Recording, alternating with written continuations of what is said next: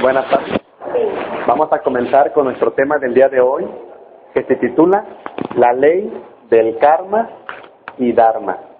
Muchos de nosotros hemos escuchado la palabra karma, aunque en ocasiones ignoramos su significado o ignoramos cómo funciona dicha ley. Mucho se habla y se ha hablado acerca de la ley del karma. Sin embargo, las diferentes corrientes esotéricas y metafísicas le brindan un significado diferente en base a la profundidad con que se penetra y se estudia dicha ley. Esta ley existe en todas las corrientes, en todas las culturas y en todos los pueblos, solamente que ha tenido diferentes nombres. En la metafísica se le conoce como ley del boomerang. En la Biblia la encontramos como la ley del némesis o la ley del talión, que dice ojo por ojo, diente por diente. Si podemos le tomamos todos los dientes, ¿verdad? También encontramos allí el que a hierro mata, a hierro muere. Se le conoce también como ley de acción y consecuencia. También le encontramos como ley de causa y efecto. En sí, la palabra karma, como término sánscrito de la cultura hindú, significa hacer, que es una forma de crear, aunque para muchas personas el término karma pasa como castigo. Sin embargo, no es así. Es como ver una moneda solamente de una cara, si le decimos castigo a la palabra karma. En realidad es creación, y toda creación es neutra. Puede ser una creación positiva o puede ser una creación negativa. La misma Biblia menciona: no se engañen, nadie se burla de Dios, porque lo que el hombre siembra, esto sucederá. Efectivamente así es, diría el dicho popular: siembra rayos y cosecha tempestades, ¿verdad? Es otra forma de hablar acerca de la ley del karma. Existen decenas de formas de pronunciar en todo el mundo: no hagas a otro lo que no quieras que te hagan a ti. Así, trata a tu semejante como a ti mismo. ¿Por qué? Porque nuestras acciones, deseos e intenciones son energías o fuerzas que se proyectan y tarde que temprano vuelven a nosotros. Hay situaciones en la vida que nos llenan de incógnitas. Por ejemplo, ¿por qué nace un bebé con una enfermedad catastrófica o terrible? ¿Por qué una persona inocente puede tener una muerte violenta? ¿Por qué algunas personas son muy crueles con sus semejantes y sin embargo les va muy bien? Tienen éxito social, éxito económico, son reconocidos, triunfan. Y dice uno, ¿cuál es la clave para obtener todo lo que ellos tienen? Porque hay personas tan creativas que jamás alcanzan el éxito. ¿Comprenden? Dice uno comúnmente, cuando alguien fallece bajo una circunstancia extraña, es que ya le tocaba. O cuando te salva como por un milagro, es que no te tocaba. Definitivamente hay una ley que todo lo mueve y que todo lo orquesta. En el hinduismo más esotérico se sabe y se conoce que la ley del karma no es una ley mecánica. Es decir, tenemos el mundo físico, el mundo tridimensional.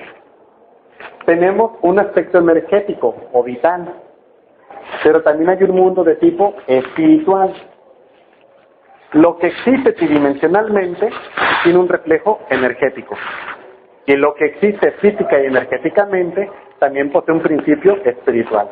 Nosotros tenemos un aspecto físico que es nuestro cuerpo, pero también tenemos un aspecto energético, chakras, aura, magnetismo, etcétera.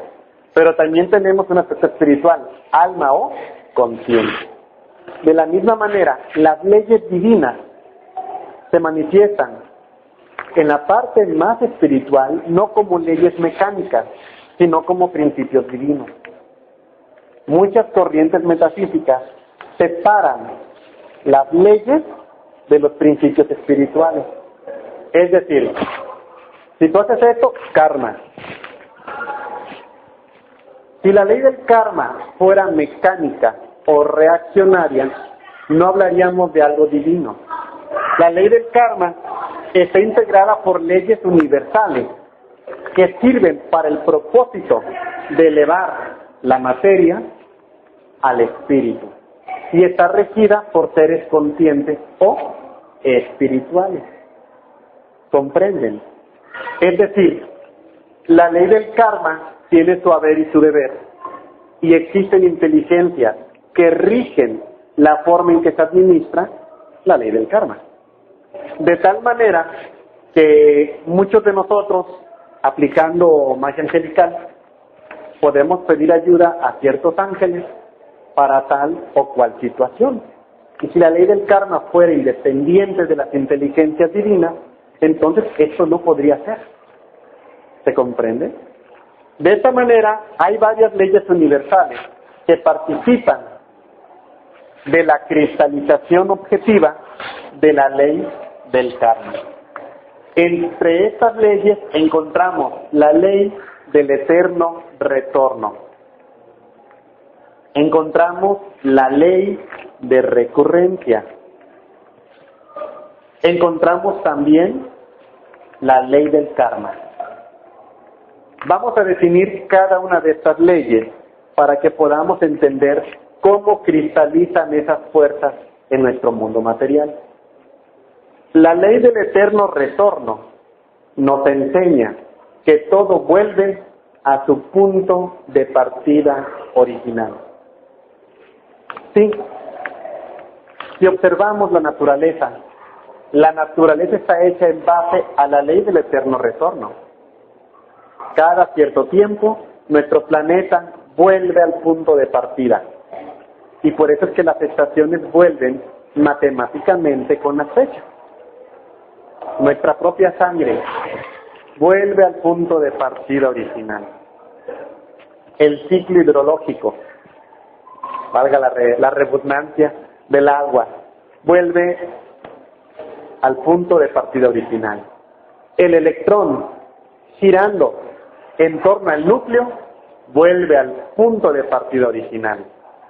El alma, en el tránsito de eso que llamamos vida, en su manifestación tridimensional, vuelve al punto de partida original y vuelve a manifestarse en ciclo de transmigraciones.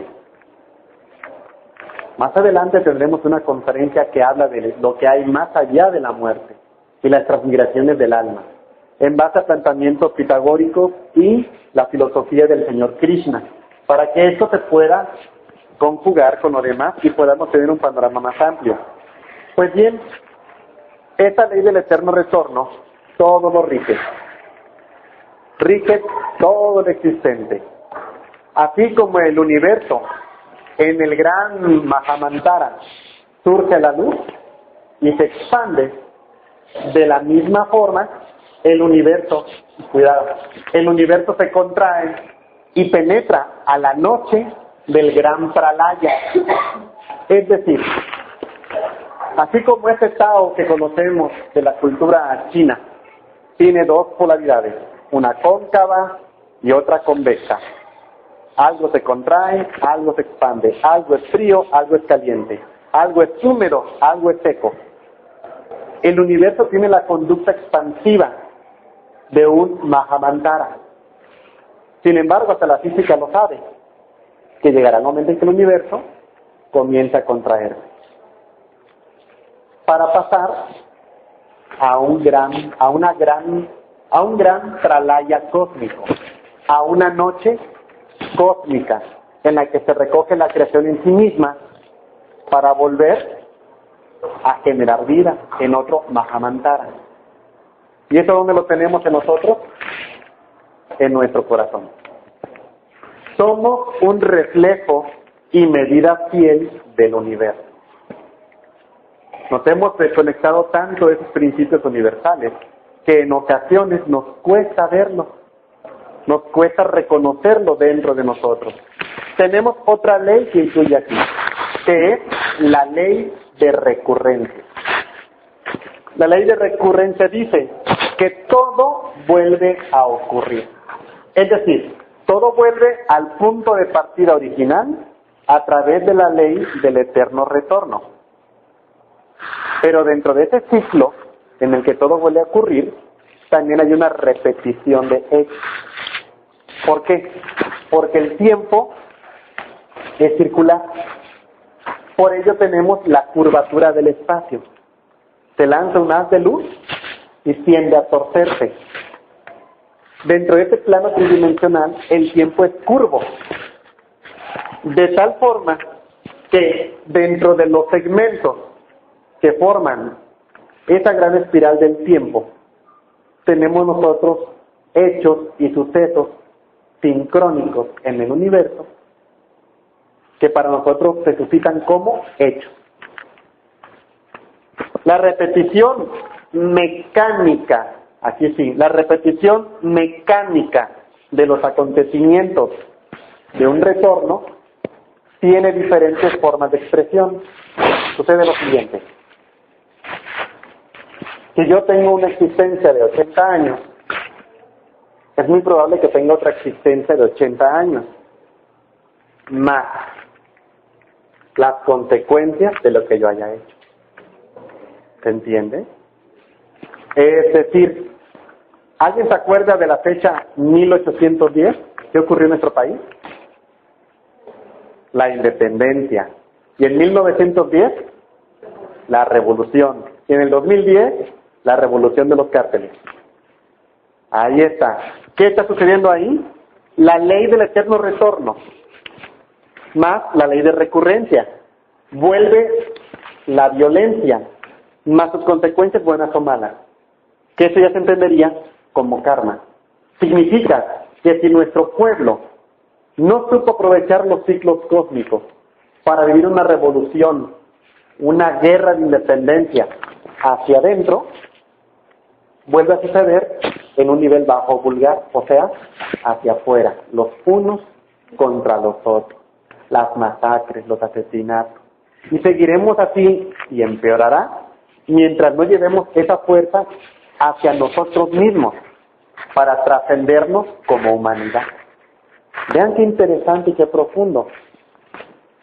Si consideramos el tiempo no como una línea recta, sino como algo cíclico, podremos ver que nosotros mismos creamos diferentes pequeñas recurrencias en nuestra vida. Es decir, genero un hábito y no me lo puedo quitar. Es una recurrencia constante. Y nuestra vida está hecha de muchas pequeñas recurrencias. Es decir, el ser humano tiene tanto poder en su verbo, en su mente y en su acción, que crea recurrencias hasta contra sí mismo. Y por eso nos quedamos atrapados en la informalidad, quedamos atrapados en los vicios. En ocasiones nos damos cuenta que nuestro peor enemigo somos nosotros. Que le dicen al hijo, es que tú siempre entras a una escuela y vuelves a buscar los mismos vagos y los mismos problemas. Ha creado su propia recurrencia. Por eso se dice que lo difícil es romper la ley por primera vez. Después ya es muy fácil. Una persona que roba una vez, volverá a robar. Una persona que mata una vez, volverá a matar. O sea, son grados, son creaciones, son karmas. Y esos karmas dominan tu existencia y te rigen a ti, porque tú lo creaste en base a tu libre albedrío. De tal forma que nuestra vida es una consecución de karma. Significa que gran parte de nuestra vida está predestinada. Esto choca por completo con la metafísica tradicional de la línea de Coniméndez, en la cual con que tú digas decretos bellos, ya cambiaste todo. No es cierto. ¿Por qué? Porque nosotros estamos sometidos a esas leyes. Y mi verbo no puede transformar una ley que está muy por encima de mí. No es lo mismo mi verbo, mi fuerza mental y mi determinación como un simple ser humano que soy, que la de un gran maestro que le dice a un difunto, Lázaro, ¿verdad? Y sale Lázaro, o levántate y anda. Nosotros nos paramos todos en coro a gritarle a alguien que se levante y no se va a levantar. ¿Por qué? Porque hay grados. Dentro de esos grados hay poderes. Dentro de esos poderes se rige la misma creación. ¿Comprenden? De tal forma que la combinación de la ley del eterno retorno, la ley de y la ley de recurrencia generan las circunstancias kármicas que cada uno de nosotros, nos guste o no, lo querramos o no, nos rigen.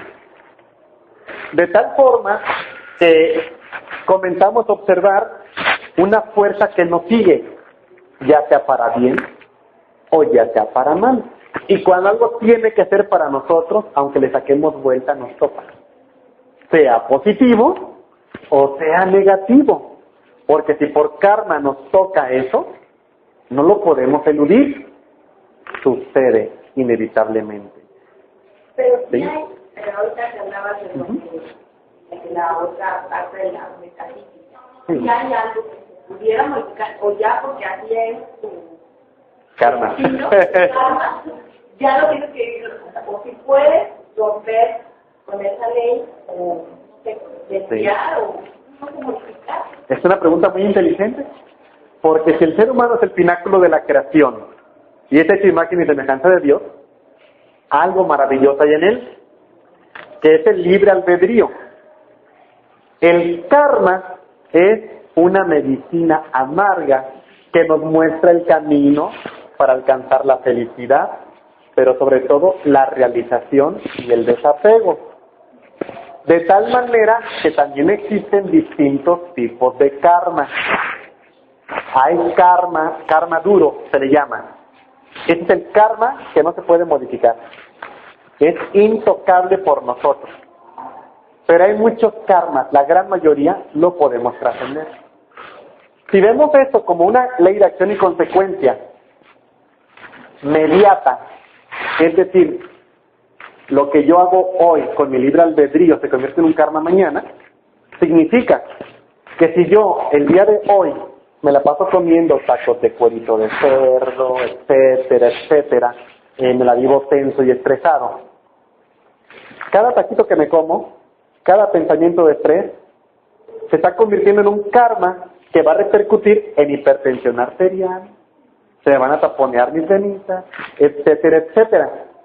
Si yo decido cambiar eso, hacerme un poco más vegetariano, hacer ejercicio, estoy cambiando un karma que yo mismo estoy generando actualmente. Entonces, definitivamente hay muchas cosas que se pueden cambiar. Nosotros no tenemos el karma de ser obesos, porque si así fuera, sería un problema glandular. ¿Comprenden? Nosotros, en base a nuestro estilo de vida, nos hacemos obesos, nos hacemos enfermos de cosas que nosotros mismos vamos decretando día a día. Por eso se dice que se requiere verdaderamente de un gran esfuerzo, intensidad, voluntad y dedicación para enfermarse. Sí, o sea, para que se dé un enfisema pulmonar por fumar, ¿se imaginan cuánto dinero no hay detrás de las 2, 3 cajetillas de cigarros diarias? ¿Cuántos kilómetros no son en toda una vida de fumar ir a la tienda por los cigarros? ¿Cuánto esfuerzo? Y finalmente, se te entrega tu Oscar, ¿verdad? Echa tu enfisema pulmonar. ¡Ah! ¡Bravo! ¿Eso te lo mandó Dios? No, pero es karma. Es un hábito destructivo que inevitablemente, como acción, tiene una consecuencia, y es lo que llamamos enfisema pulmonar. ¿Qué puede ser un karma duro? Por ejemplo, cuando es algo decretado por el destino. Por eso les decía yo, una consecuencia inmediata son pequeños karmas que yo estoy generando. Por ejemplo, en este instante, si yo fuera grosero, descortés con ustedes, o hablara con malas palabras para explicar eso, ¿cuál sería el karma? inmediato, que no huele en el otro mundo. ¿Verdad? Ok. Un karma duro sería que aunque yo tuviera la conferencia lista y todo preparado, hoy fuera mi última hora, minuto y segundo, y aunque yo tenga todo listo, ya no llego. ¿Sí? Porque estas situaciones son generadas desde una vida anterior. Aquí es donde entra la ley del eterno retorno. Nosotros no morimos, retornamos. Morimos para lo espiritual al manifestarnos en lo tridimensional y morimos en lo tridimensional para manifestarnos en lo espiritual. Pero son dos radios de un círculo. ¿Sí? ¿Lo dije bien? Sí. Ok. Son dos radios de un círculo, pero los dos se tocan. Y cada noche cuando nos quedamos dormidos, abandonamos nuestros cuerpos, penetramos esa región. Pero como estamos más apegados a la experiencia tridimensional, ni nos acordamos de lo que pasa allá. Pero la ley del eterno retorno, todos los días la vivimos al quedarnos dormidos. Y un gran retorno sería toda una vida, muerte, toda una vida, muerte. ¿Se entiende eso? Y eso a su vez forma parte de otro gran ciclo. Por eso les comentaba que hay pequeños retornos. Sin embargo, morirse no es un karma. ¿Qué tal si me muero antes de echarme a perder? Sí, por Dios. A lo mejor llevas un estilo de vida bien y estás logrando muchas cosas. Y va a pasar algo que te va a corromper. Hombre, mejor muérete antes. ¿Será un castigo o será una ayuda? Ah, y uno blasfema contra Dios. ¿Por qué estaba tan chico? Pero a veces no sabe uno, porque tenemos la conciencia dormida. El bien y el mal no existe. Existen las consecuencias. Si vemos la ley del eterno retorno, ya no como nuestro pequeño ciclo, sino por vida, encontramos el karma duro. Y el karma duro ya está decretado para nuestra vida. Porque si llevamos ya 80 vidas con un promedio de 60 años en cada una, ¿cuánto sería? ¿480 años? ¿Sí? Bien. Multipliquémoslo por días, por horas, y las acciones que realizamos y los impulsos que seguimos quedan escritos en la creación. Y en base a eso, yo di a alguien, y en esta vida veo a alguien y me cae gordo. ¿Por qué si no le conozco? Porque ya traigo esa huella kármica en mi interior, y la otra persona también. Conozco a otra persona y me dan ganas de protegerle, de asistirle. Vamos, le tengo un cariño de un padre, ¿no? ¿Por qué sucede eso? Si en aquella existencia yo maté a alguien, le privé de la vida, ahora en esta vida sucede lo mismo, karmas duros. Pero gran parte de esos karmas se pueden transformar en base a la medida del delito. Hay una frase que hablando del karma nos dice: con la vara que mira, serás medido. Y efectivamente así es. Gran parte de ese karma se puede cambiar. Pero también hay mucho tiempo actual que no es kármico. ¿Me entienden? En alguna ocasión tuve un paciente que atendí con Reiki. Y ese paciente experimentaba parálisis en la mitad de su cuerpo. Y lo que encontré fue que él, en la vida anterior, había sido prisionero. Y lo tenían en una zanjita, atado. Y ese era su tormento. Y ahí se aventó muchos años hasta que murió. Todavía tenía el reflejo kármico de esa situación. ¿Qué actos tan crueles habrá hecho para que le pudiera suceder eso? Y para que en esta vida, a la misma edad que lo echaban al pozo, experimentara la parálisis que vivía en aquella vida. ¿Comprenden? Por eso muchas personas, mediante una regresión hipnótica, encuentran una relación entre un malestar presente con una existencia anterior. Y cuando logran comprender a profundidad que él les condenó a, se liberan de eso, se desbloquean, porque no son karmas duros, pero provienen de una existencia anterior. Y donde decimos, si toda esta vida he vivido bien, ¿por qué me pasa eso? ¿sí? El Maestro Jesús le dice a Poncio Pilatos, creo, que no tiene más poder que el que su Padre le ha dado. Efectivamente, así es. Si alguien llega a nosotros, nos lastima, nos hace sufrir, es porque algo lo permite. Porque eso tan poderoso que tenemos fe en ello, ¿cómo va a permitir que roben mi casa? Si yo la hago oración todos los días. Hay una ley. Es una ley de compensación. Todo nuestro cuerpo se manifiesta en base a una ley de compensación. Tenemos un aspecto o una esfera mental, otra emocional. Y esas esferas se retroalimentan entre ellas. Un aspecto energético también. A nivel orgánico, en fin. De tal forma que esa ley de compensación, conocida en su forma de karma, atrae los hechos de nuestras vidas pasadas a sus próximos contra nosotros mismos. Lo importante e interesante es encontrar qué tipo de karma tiene cada uno de nosotros para saber qué es lo que queremos trabajar en nosotros mismos. Por eso les comentaba que aquí se marca una gran diferencia en relación a otras corrientes en las cuales se maneja la ley del karma con determinismo o fatalismo. O sea, no lo puedes cambiar. U otras leyes en la cual se piensa que tú simplemente así lo puedes cambiar, porque no es así. Hay un proceso, una forma y una manera de hacer las cosas. Recordemos que el reino tiene muchos departamentos. Y este reino o dimensiones no se ha hecho al acaso y hay espíritus o seres inteligentes que rigen diferentes aspectos de la creación. Por lo tanto, sería absurdo pensar que no hay formas o maneras de recurrir a. Pero vamos a continuar con el tema para que lo podamos ir entendiendo. Decíamos, el ser humano es un trío de materia, energía y conciencia.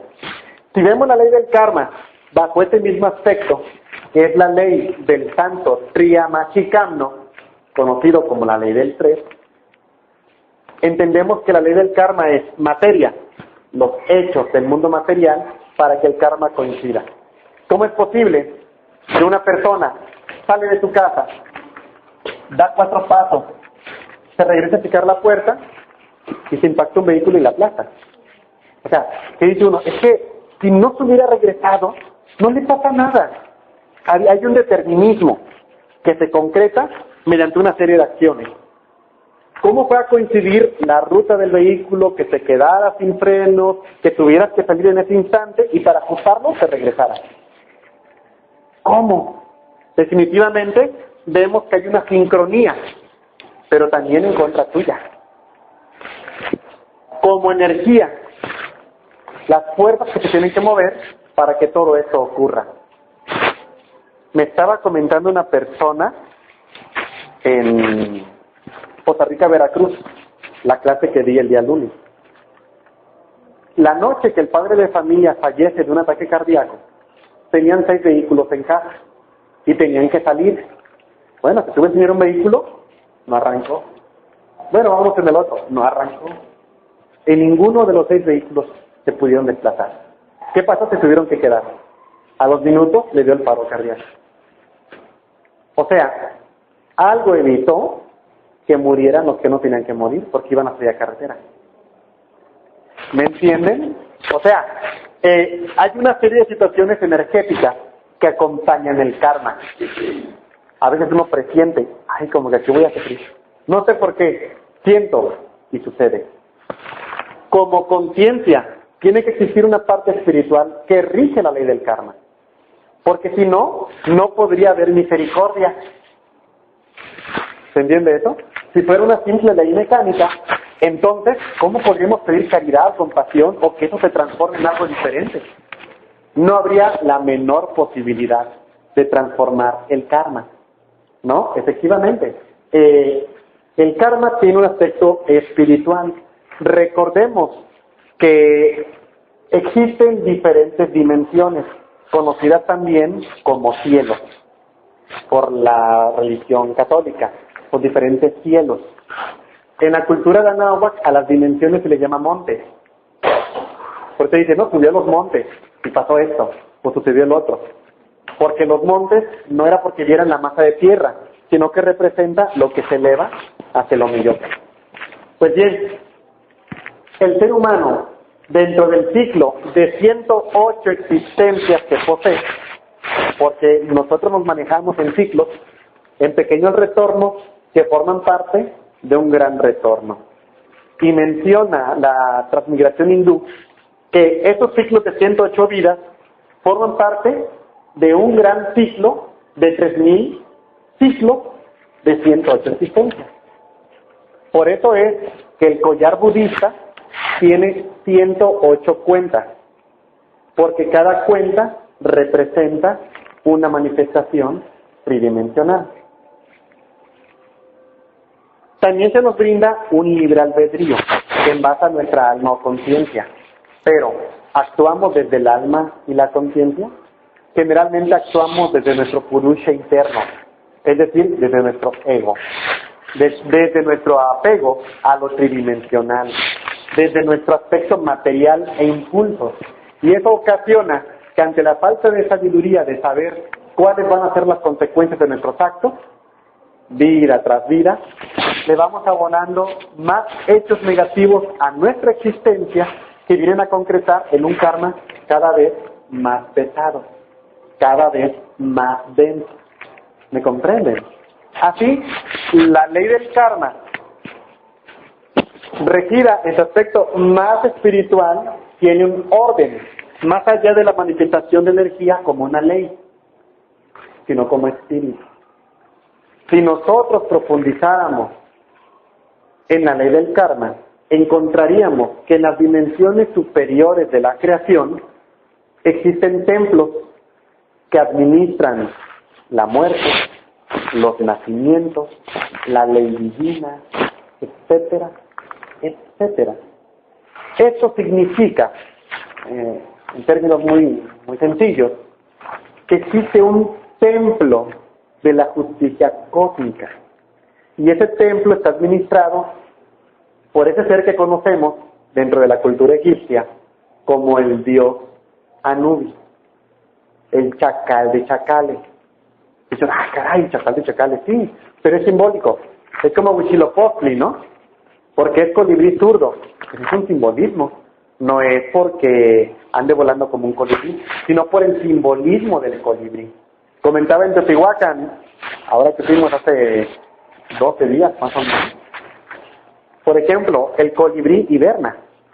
Clava el pico y se queda chupando el néctar 40 días en la época invernal, fíjense, qué bonito. ¿Y con qué se relaciona? Con el ayuno del Maestro Jesús en el desierto, ¿de cuántos días? De 40 días. O sea, tiene un aspecto sagrado el colibrí. Tan sagrado que todo su cuerpo, el 80% de su cuerpo, es el tamaño de su corazón. Es un corazón con alitas. Y es zurdo. ¿Por qué? Porque hace lo contrario a lo que hacen las demás aves. Si observan ustedes, el colibrí vuela de reversa. El colibrí se queda estático. El colibrí, para poder comer, no tiene que pisar lo terrenal. Y se alimenta de lo más espiritual de la naturaleza. El néctar de la flor. Que al mismo tiempo la flor lo produce en base a alimentarse de lo más precioso de la tierra mediante la absorción y del sol. Es algo bello. Pues bien, este chacal de chacales nos habla de algo que nunca descansa, que es astuto y que siempre nos vigila. Porque no podemos escondernos de la ley. Dirían nuestras madres, ¿verdad? ¿Te engañas tú? Efectivamente, así es. El gran jerarca de la ley divina es el señor Anubis y sus 42 jueces de la ley divina que administran la justicia para este sistema solar. ¿Se entiende? ¿Por qué? Porque todo el universo está creado en base al número, a la ley, a la medida y al peso. De tal forma que nuestro sistema solar tiene una estructura interna que se replica en otros sistemas solares. Viéndolo más profundamente, el gran señor Anubis no es el mismo que estaría en otro sistema solar. Ya como que nos estamos yendo a un terreno así como que, ah caray, ¿cómo es eso? Pasa lo siguiente. Existen dos tipos de investigadores esoteristas. Uno, el que lee. Otro, el que investiga. Y para poder investigar el mundo del esotérico, tenemos que desarrollar capacidades que nos permitan penetrar a ello. Sí, porque de libro en libro no se llega a ninguna parte.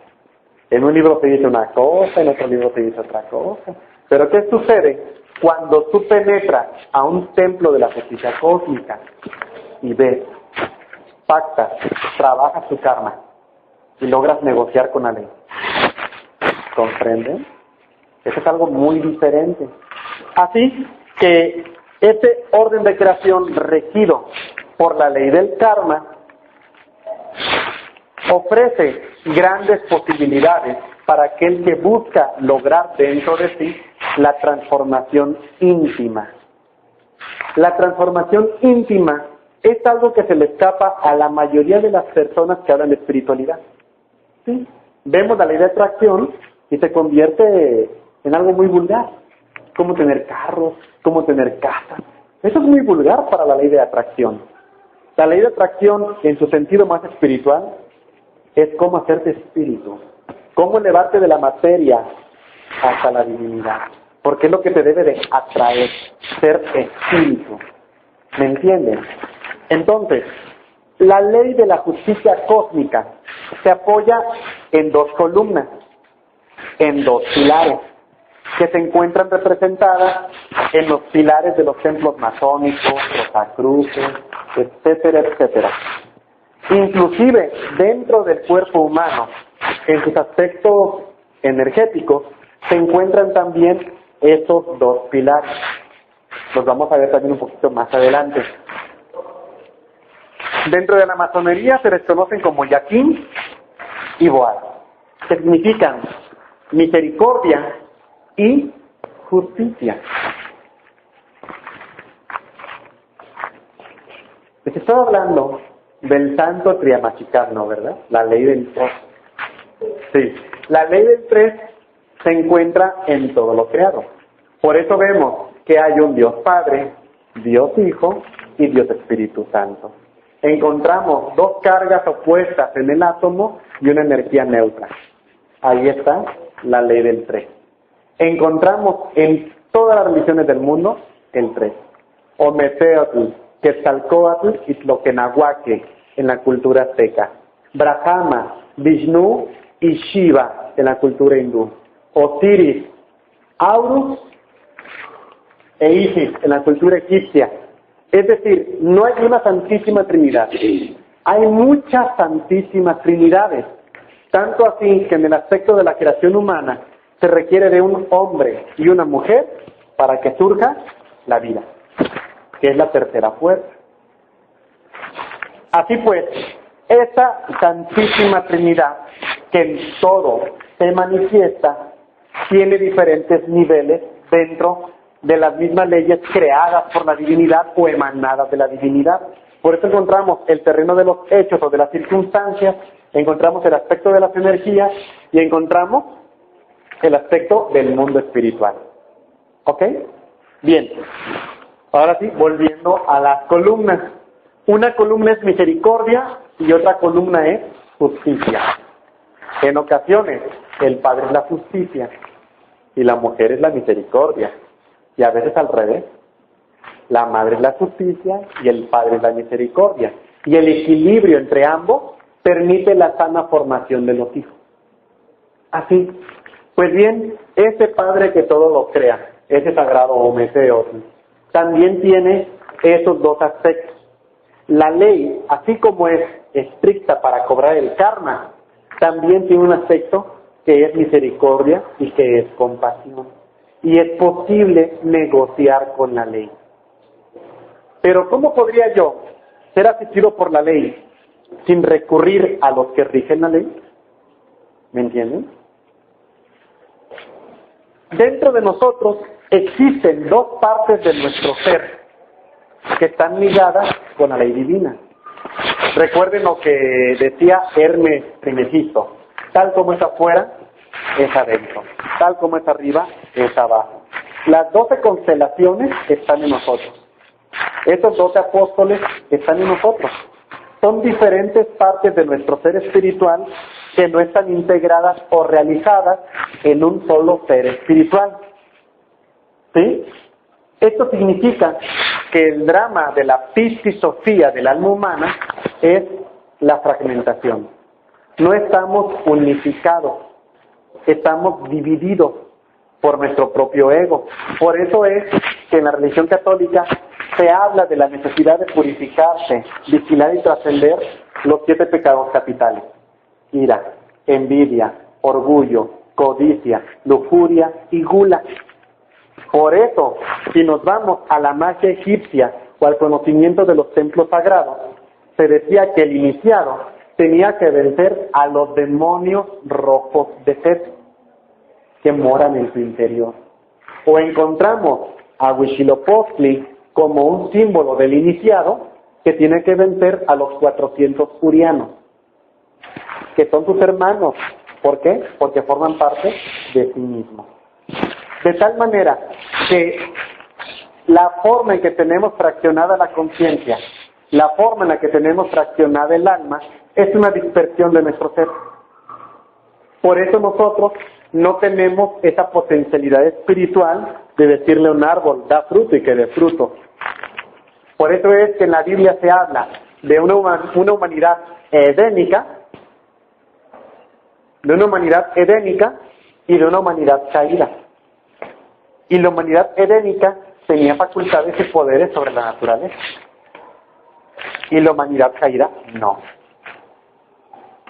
Se habla de personas santas, ¿no? Que son capaces de calmar la naturaleza. O que pueden hacer que haya fertilidad en la tierra. Y suenan cosas sorprendentes acerca del poder de ciertas personas para sanar a otros, por ejemplo. Porque tienen más integrado el ser. De tal manera que dentro de nosotros existe también la ley divina. Existen como Metratón y Sondalfón. Nombres curiosos, ¿no?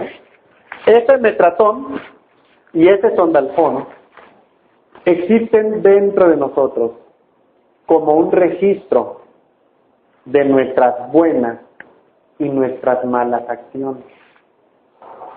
Todas las cosas positivas, sin ningún interés de por medio y sin desear nada a cambio que realizamos, se registran en nuestro sondalfón interno, en nuestro Metratón interno.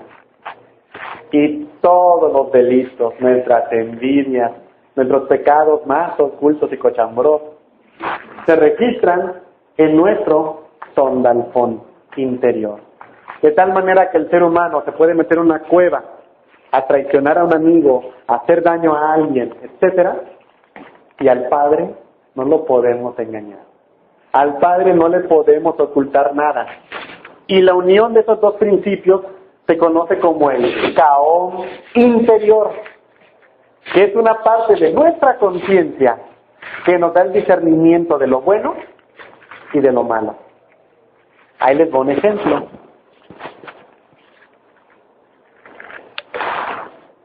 Cuando éramos niños, ¿alguien recuerda la primera grosería que oyó? Yo tengo ese día muy marcado. Cuando uno escucha la primera grosería del niño, uno se turba, porque no sabe qué es, o no sabe de qué hablan, pero uno siente que es malo. ¿O no? O sea, esa sensación de que algo es malo, pero nadie te ha dicho que lo es, proviene de tu caón interior. En el fondo, tú sabes que es malo. Conforme creces y adquieres conocimiento de la vida, ya le das nombre y entiendes que es malo. Y también se transforma en el remordimiento interior. Pero el remordimiento no es que proviene del orgullo. Ay, qué tonto me vi ahí. Ay, me hubiera hecho esto al otro. No, el remordimiento de la conciencia. Ese sentimiento profundo del alma que te lleva a ser incapaz de cometer un delito. O que te hace incapaz de volverlo a hacer. ¿Comprenden? Pero actualmente el ser humano ha perdido el sentido de ese caón interior. Entre más dormida tenemos la conciencia, menos caos interior tenemos y menos remordimiento. Tal vez a nosotros nos tocó ser groseros con nuestra madre y verla llorar. Y digo, perdóname, mamá, ¿verdad? Yo no me quiero ser bueno. Y ahorita los jóvenes, ya no hay remordimiento. Le estoy diciendo a uno, te caché, me mentiste. Vi que te metiste al Facebook a las 9 de la mañana, no que estabas en la escuela. Un chamaco, se quedan callados. Le faltó el respeto a la maestra, pida disculpas. O sea, ya no hay remordimiento. Pasan los jovencitos, le faltan el respeto a toda la gente y no sienten el caos interior de, ay, hablo más despacio porque estaban platicando. ¿Me entienden? Por eso vemos que nuestra humanidad actual es más grotesca que la de hace algunas generaciones. Es terrible. Por ejemplo, la forma en que nos plantean la tragedia de Japón, ¿no? Nos lo ponen como si todo fuera bajo control. Como si todo lo que está sucediendo estuviera perfectamente controlado. No es cierto. Eso es falso. Está delimitado 20 kilómetros la planta de Fukushima y no hay habitantes allí. Y no se han encontrado personas que tengan registros superiores a lo permitido dentro de los estándares de radiación. ¿Cómo es posible que el agua que se está fugando de los reactores se está yendo al mar y tiene 10.000, ¿cómo lo podemos decir? Es 10.000 veces el nivel de radiación permitido. Pues ahora es una noticia, ya directamente ya está Ok, terrible, ¿no? Ahora, pero nos da la impresión de que esos 20 kilómetros, todos los demás no pasa nada. O sea, todo está adaptado. ¿De qué forma una persona puede no tener remordimiento interior? Para engañar hacia la humanidad. Para engañar así al que está por morir dentro de 5 años por cáncer. O sea, ya no hay remordimiento interior. Son seres humanos con una conciencia tan dormida que ya no hay sentimiento de culpabilidad. Y uno se sorprende, ¿no? Yo no digo que nunca haya existido antiguamente la violencia o la mentira. Siempre ha existido. Pero actualmente es más común. Tristemente, así es. Bien.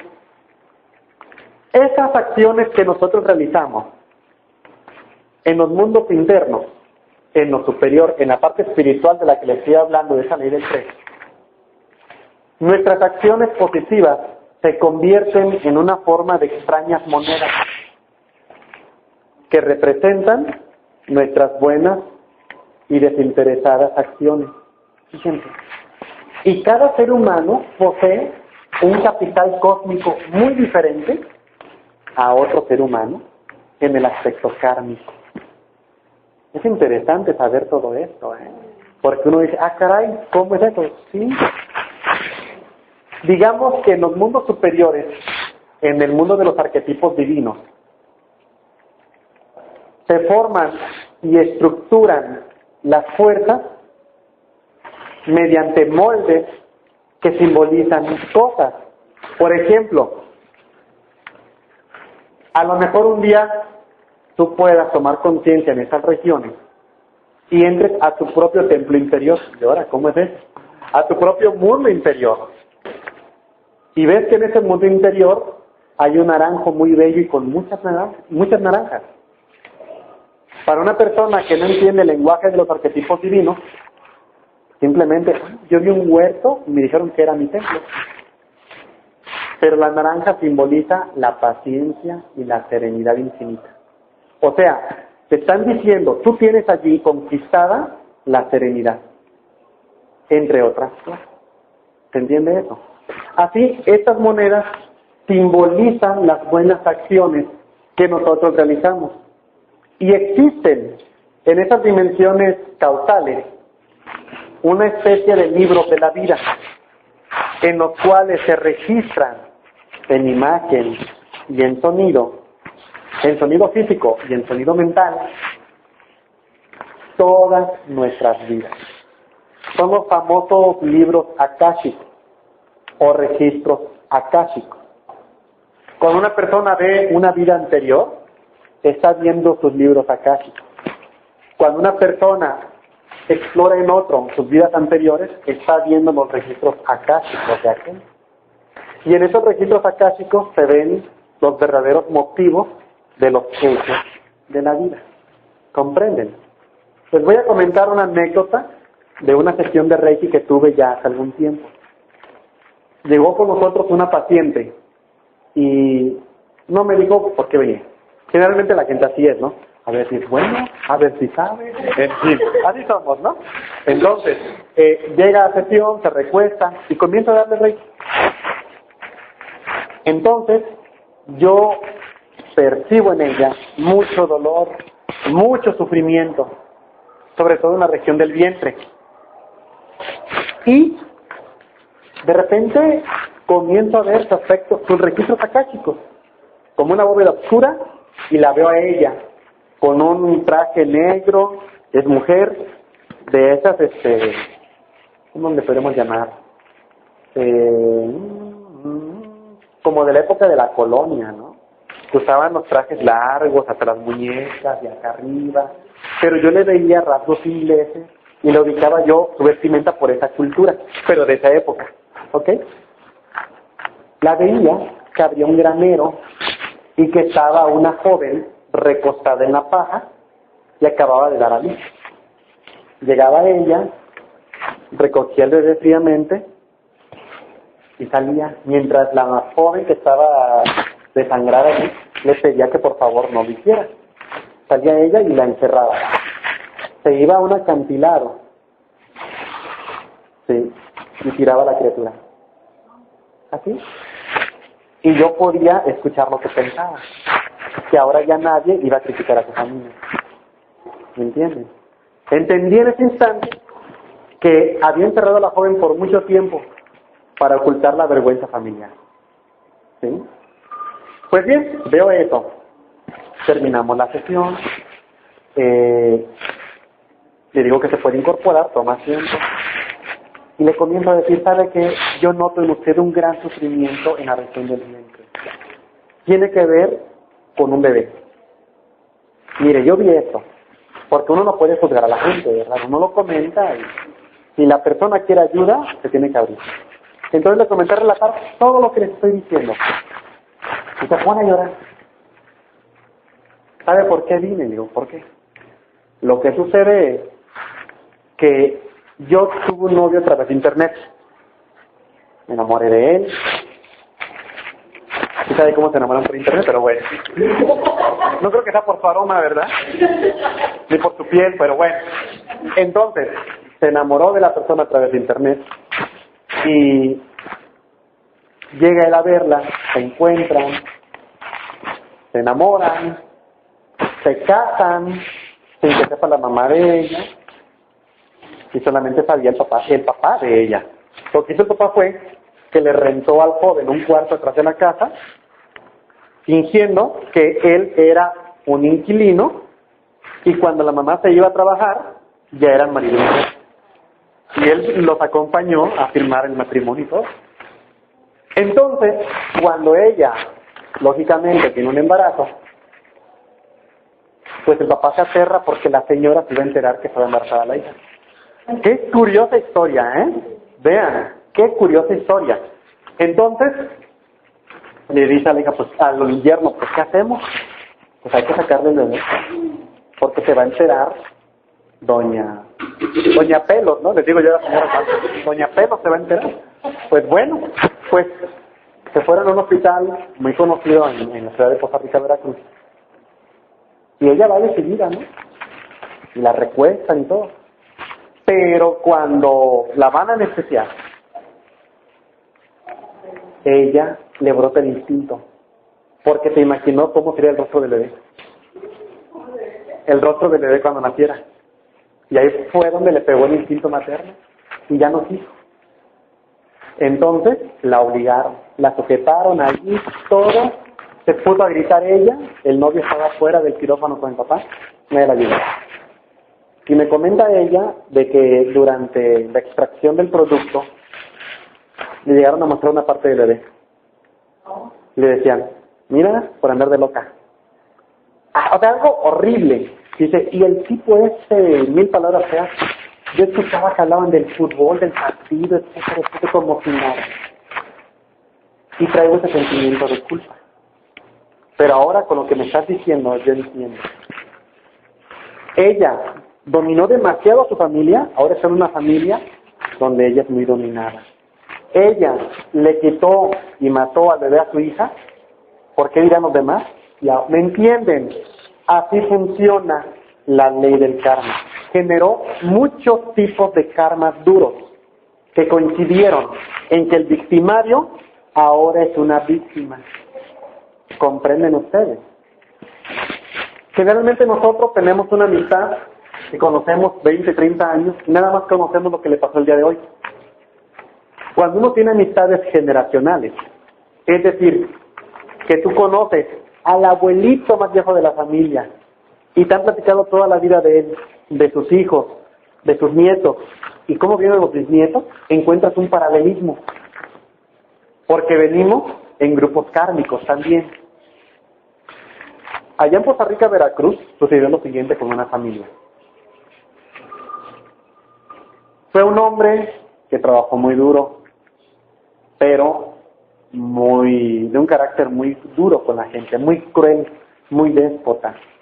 Tenía un hijo que nunca le ayudaba en su negocio, pero el hijo nada más pasaba por el negocio de su padre, metía la mano a la casa y se iba a pasear.